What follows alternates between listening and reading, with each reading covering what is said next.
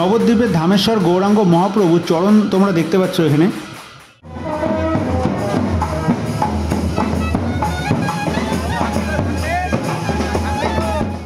পাশেই তোমরা এখানে দেখতে পাচ্ছ সিংহাসনে নবদ্বীপের নগর পরিক্রমার উদ্দেশ্যে বেরিয়েছে ধামেশ্বর মহাপ্রভুর একটা ফটো এবং ধামেশ্বর গৌরাঙ্গ মহাপ্রভুর যে শ্রীচরণ সেই চরণ।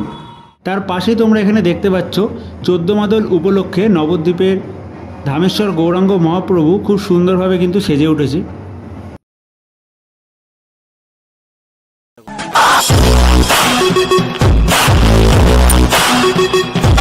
নমস্কার বন্ধুরা, সকলকে নতুন আরও একটি ব্লগ ভিডিওতে আবারও স্বাগত জানাই। আজকের এই ভিডিওতে তোমাদের দেখাবো নবদ্বীপের ধামেশ্বর গৌরাঙ্গ মহাপ্রভুর 14 মাদল, অর্থাৎ দোলের পরের দিন যেরকম হয়ে থাকে মহাপ্রভুর অন্নপ্রাশন, তার ঠিক পরের দিন অনুষ্ঠিত হয় নবদ্বীপ ধামেশ্বর গৌরাঙ্গ মহাপ্রভুর মন্দিরে মহাপ্রভুর 14 মাদল উৎসব। অর্থাৎ নবদ্বীপের মহাপ্রভুর যে শ্রী চরণ পাদুকা রয়েছে, যেই চরণ পাদুকা বিষ্ণুপ্রিয়ার কাছে রেখে চলে গিয়েছিল মহাপ্রভু সন্ন্যাস গ্রহণের উদ্দেশ্যে, সেই চরণ পাদুকা নিয়েই কিন্তু সারা নবদ্বীপ পরিক্রমা করা হয় এবং তার সাথে খুব সুন্দর কীর্তন। সমস্তটা আজকের ভিডিওতে দেখাবো। তো প্রথমে তোমরা ধামেশ্বর গৌরাঙ্গ মহাপ্রভুর যে সন্ধ্যাবেলার সন্ধ্যা আরতি, সেই আরতি তোমরা দর্শন করো, তারপরে সম্পূর্ণ 14 মাদল উৎসবটা তোমাদের সামনে তুলে ধরবো। তো স্কিপ না করে সম্পূর্ণ ভিডিওটা দেখতে থাকো। জয় গৌর, জয় নিতাই।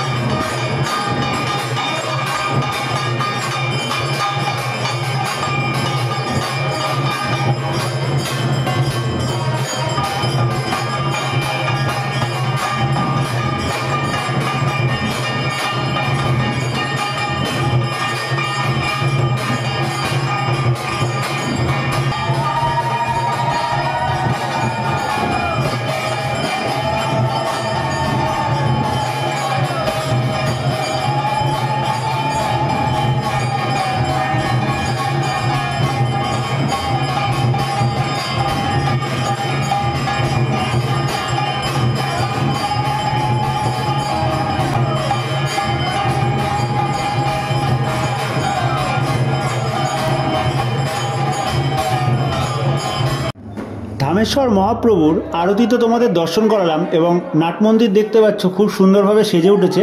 তো চলো 14 মাদল অনুষ্ঠানের যে কীর্তন, সেই কীর্তনটা আগে তোমাদের দেখাই, তারপরে সম্পূর্ণ নগর পরিক্রমার কিছু মুহূর্ত তোমাদের সামনে তুলে ধরবো। এবং তোমরা এখানে দেখতে পাচ্ছ মহাপ্রভুর যে চরণ, সেই চরণ পাদুকা তোমরা একদম সামনে থেকে দর্শন করতে পারছো আমার এই ছোট্ট ভিডিওর মাধ্যমে।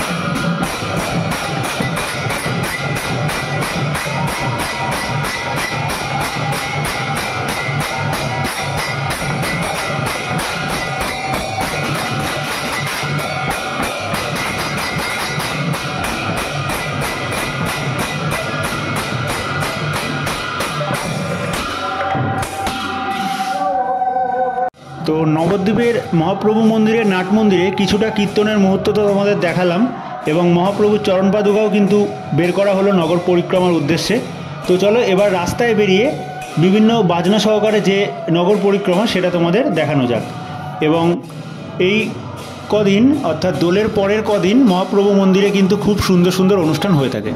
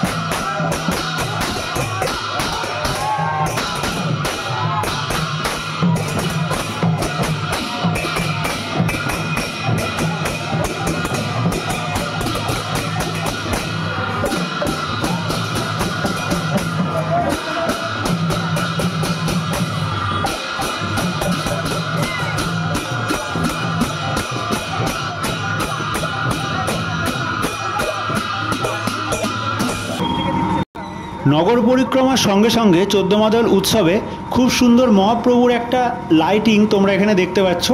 এই লাইটিংটাকেও কিন্তু বের করা হয়েছে নগর পরিক্রমার উদ্দেশ্যে নবদ্বীপের রাজপথে। এবং পেছনেই তোমরা দেখতে পাচ্ছ নবদ্বীপের ঐতিহ্যের রাসের যে গাড়ি, সেই গাড়িতে সিংহাসনে সুসজ্জিত মহাপ্রভুর চরণ পাদুকা এবং মহাপ্রভুর একটি ফটো।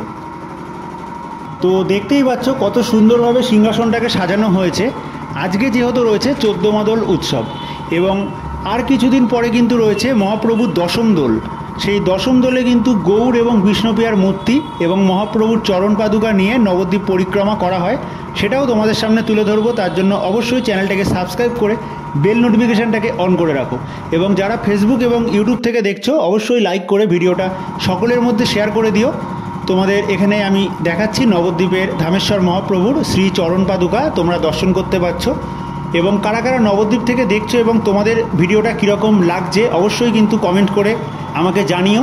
এবং পরবর্তী কোন জায়গার ভিডিও তোমরা দেখতে চাও সেটাও কিন্তু আমাকে জানিও, আমি চেষ্টা করব তোমাদের সামনে তুলে ধরা। সকলে ভালো থেকো, সুস্থ থেকো।